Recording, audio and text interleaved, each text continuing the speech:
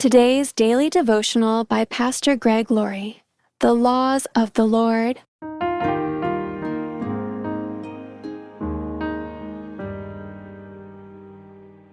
Reverence for the Lord is pure, lasting forever. The laws of the Lord are true. Each one is fair. They are more desirable than gold, even the finest gold.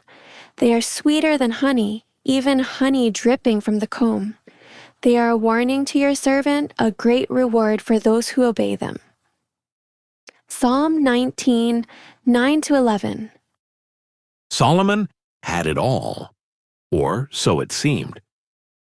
When he succeeded his father David as king of Israel, the Lord appeared to him in a dream and offered to give him anything he asked for. Solomon asked for wisdom, an understanding heart, so that he could govern God's people well. The Lord was so pleased by Solomon's request that he gave the young monarch not just an abundance of wisdom, but also fame and fortune beyond measure.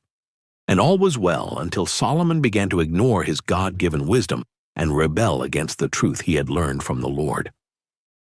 Solomon shifted his focus from governing God's people well to sampling just about everything the world had to offer. With virtually unlimited resources at his disposal, he went on a sinful binge. Afterward, he said that it was all vanity, like chasing after the wind. The book of Ecclesiastes records his analysis for us. That's the whole story. Here now is my final conclusion. Fear God and obey His commands, for this is everyone's duty. Ecclesiastes chapter 12, verse 13. In other words, don't fight against the laws of God. They were given to us for a reason.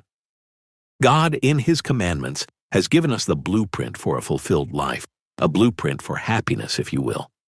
As Psalm 1 says, "Oh, the joys of those who do not follow the advice of the wicked, or stand around with sinners, or join in with mockers. But they delight in the law of the Lord, meditating on it day and night.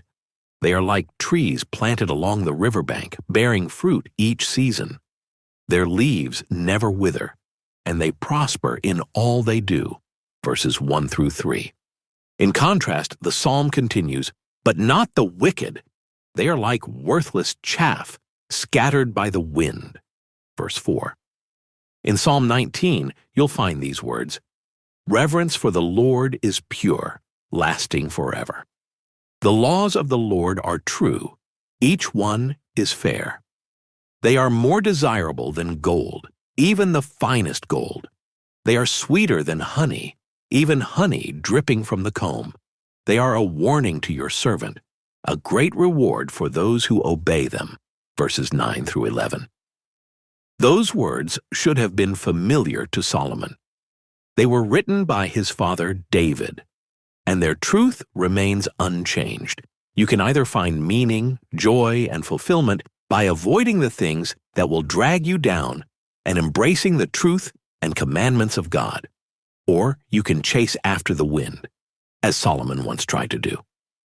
The choice is yours. Choose wisely. As you go about your day, I encourage you to think about this question. Why does the freedom of God's commandments often seem like a restriction?